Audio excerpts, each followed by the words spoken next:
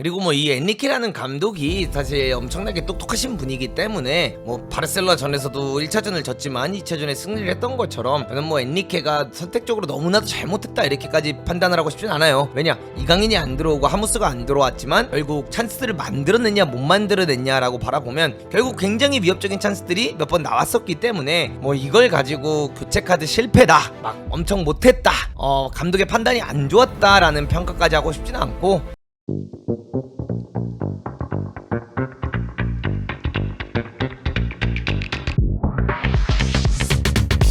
일단 여러분들, 어제 제가 알람을 맞춰놨는데 일어나지 못한 부분 진심으로 사과드리고요. 꼭 오늘 새벽에 있을 토트넘 경기에는 일어나도록 하겠습니다. 오늘 새벽에 이제 일어났었던 경기를 제가 다 봤습니다. 도르트문트가 PSG를 상대로 홈에서 1대0 승리를 가져갔고, 이강인 선수는 교체 출전도 하지 못하면서 PSG가 경기에서 이제 졌던 모습을 볼 수 있었는데요. 이날 경기를 보면서 사실 저는 원정에서 이강인이 선발로 나올 거라고 생각을 했고, 이강인이 선발로 나올 거라고 예상했던 이유 중 하나가 아무래도 원정 경기다 보니까 지지 않는 경기력을 보여주는 게 중요하고, 도르트문트라든가 PSG 양팀 다 굉장히 빠른 전방 압박이라든가 재차 압박을 통해서 싸움을 거는 걸 굉장히 좋아하거든요. 그렇기 때문에 이런 경기에선 더욱더 스피드라든가 피지컬적인 부분도 중요하겠지만 볼 소유 능력이 얼마나 좋은지가 굉장히 중요했던 경기였는데, 이강인이 교체 출전으로도 나오지 않아서 사실 조금 놀랐었고요. 그리고 한 가지 더 이강인이 저는 선발로 나와야 된다라고 생각했던 이유 중 하나는 바로 마테슨이랑 아데이에미 선수 때문이었어요. 도르트문트가 가지고 있는 이 양쪽 풀백과 윙어 자원들이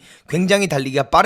아데이에미 같은 경우에는 이번 챔피언스리그 23-24 시즌에서 두 번째로 가장 높은 최고 속도 스피드를 보여줬던 선수이기 때문에 이 선수의 수비 가담 능력이라든가 백코트 능력이라든가 이런 부분에서 굉장히 좋은 걸 볼 수가 있거든요. 어제 이제 덴벨레가 약간 우측에서 벌릴 때도 있고, 안으로 들어오게 되면 하키미가 굉장히 높은 위치까지 올라가게 만들면서 최근에 PSG가 경기를 하면 스피드적인 부분에서 재미를 많이 봤다라고 볼 수 있거든요. 그러다 보니까 엔리케가 이제 그 기조를 지키려고 했던 건데, 어제 하키미가 좋은 모습을 보여주긴 했으나 사실상 하키미의 속도, 덴벨레의 속도를 마테슨과 아데에미가 굉장히 백코트를 잘해주면서 여러 차례 막았던 장면들을 꽤나 볼 수 있었어요. 그래서 그 부분에 있어서 PSG는 본인들이 잘하고 가장 자부하던 오른쪽 라인이 어제 사실상 통하지 않았죠. 근데 반대로 도르트문트는 본인들이 자부하고 있는 오른쪽을 데리고 제이든 산초의 엄청난 활약을 보여주면서 경기를 가져갔다, 이렇게 보는 게 맞는 것 같습니다. 물론 득점 같은 경우에는 이제 니콜라스가 굉장히 뒷공간 침투를 잘해주면서 한 번의 롱킥으로 인해서 오프사이드 라인을 만들려다가 그게 이제 만들어지지 않으면서 거기서 실점이 나오긴 했지만, 경기적인 부분에서도 저는 어제 경기는 PSG에게도 좋은 찬스들과 기회들이 있었지만 도르트문트가 더 준비를 잘했고, 도르트문트가 PSG의 그런 맨투맨 압박을 이번 시즌에 두 차례나 벌써 경험을 했기 때문에 그 경험을 토대로 빌드업 체계를 굉장히 잘 잡아서 나왔다라고 생각을 해요. 그래서 뭐 이게 PSG가 엄청 못했다 이런 느낌보다는 도르트문트가 굉장히 준비를 잘했다라고 저는 표현을 하고 있습니다. 일단 이번 시즌 중간쯤부터 PSG가 챔스에서 나오면서 그 맨투맨 전방 압박을 굉장히 즐겼었던 걸 볼 수가 있죠. 근데 오늘 경기에서 보면 바르콜라가 왼쪽에서 한 칸 올라와서 센터백을 같이 치는 역할을 많이 했어요. 그러다 보니까 훈멜스가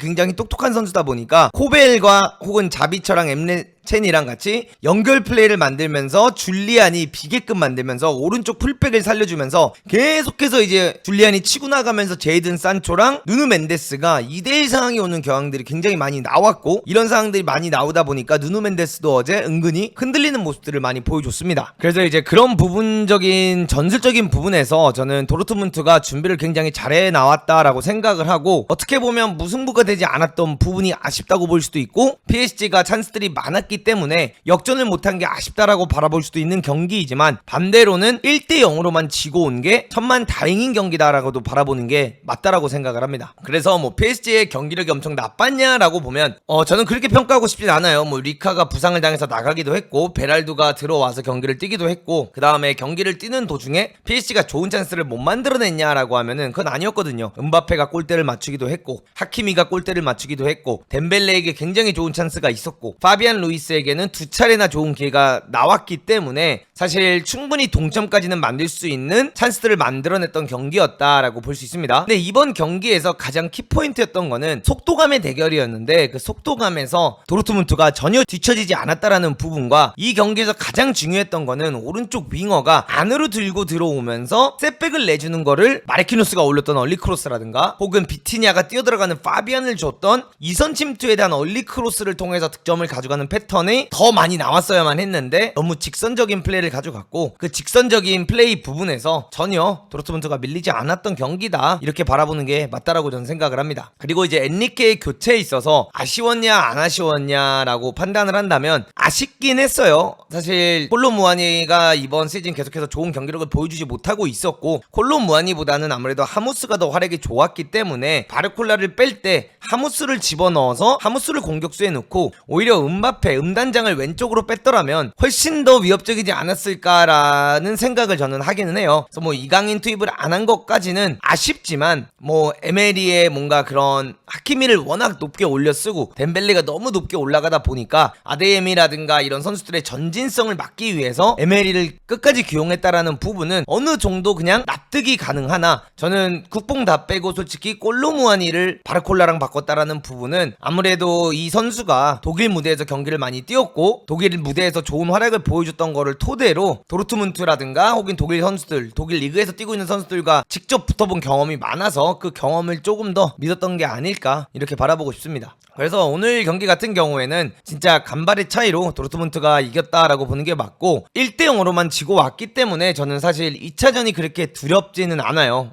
충분히 찬스들도 많이 만들어냈었고 2차전 때는 이강인이 아마 저는 오른쪽 윙에 나오게 되지 않을까 이렇게 생각을 하고 있고요. 바르콜라가 빠지고 음바페가 왼쪽으로 가고 하무스가 선발로 출전을 해야 되지 않을까. 그 외에 이제 리카만 괜찮다면은 라인업은 크게 바뀌지 않는 게 맞다라고 저는 생각을 합니다. 왜냐하면 이제 골을 따라가야 되는 입장이고 어쨌든 간에 도르트문트가 내려앉아서 지키는 상황이 왔을 때 못 지키는 편도 아니었기 때문에 조금 더 공격적인 플레이를 가져가야 되고 이강인을 우측 윙에 두면서 안으로 치고 들어가는 장면을 많이 만들어야 돼요. 왜냐면 이게 바깥쪽으로 그냥 달리기가 하면은 이 아디에미 선수가 굉장히 빨라가지고 하킴이나 덴벨레를 따라가는 역할 부분에서 절대 밀리지가 않아요. 근데 이 선수들이 약한 부분이 뭐냐면 앞으로 뛰고 있을 때 순간적으로 안으로 꺾어 들어가는 장면이 나올 때 이 선수들의 취약점이 생기는 거거든요.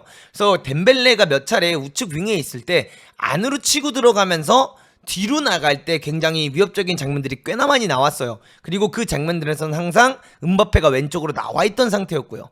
그렇기 때문에 바르콜라가 최근에 경기력이 좋았던 것도 맞고 이번 경기도 엄청나게 나쁜 건 아니었지만 음바페가 어쨌든 공격수의 위치에 있는 것보다는 조금 더 왼쪽에 비중을 두면서 공격수 위치에 있을 때 훨씬 더 좋은 활약을 보여줄 수 있다라는 것을 좀 알려드리고 싶고 이따 저녁 라이브 때는 제가 심층 분석을 통해서 PSG의 전방 압박이 어떤 부분이 정말 아쉬웠는지 그리고 도르트문트가 어떤 부분을 그렇게 잘 공략을 한 건지에 대한 부분을 좀 말씀드리고 싶고 좀 이야기할 예정이고요. 다음 경기에서 왜 이강인의 역할이 진짜 중요한지에 대한 키포인트를 저녁 주간 라이브 때 심층 분석으로 알려드리도록 하겠습니다. 그리고 뭐 이 엔리케라는 감독이 사실 엄청나게 똑똑하신 분이기 때문에 뭐 바르셀로나 전에서도 1차전을 졌지만 2차전에 승리를 했던 것처럼 저는 뭐 엔리케가 선택적으로 너무나도 잘못했다 이렇게까지 판단을 하고 싶진 않아요. 왜냐 이강인이 안 들어오고 하무스가 안 들어왔지만 결국 찬스들을 만들어냈냐 못 만들어냈냐라고 바라보면 결국 굉장히 위협적인 찬스들이 몇 번 나왔었기 때문에 뭐 이걸 가지고 교체 카드 실패다 막 엄청 못했다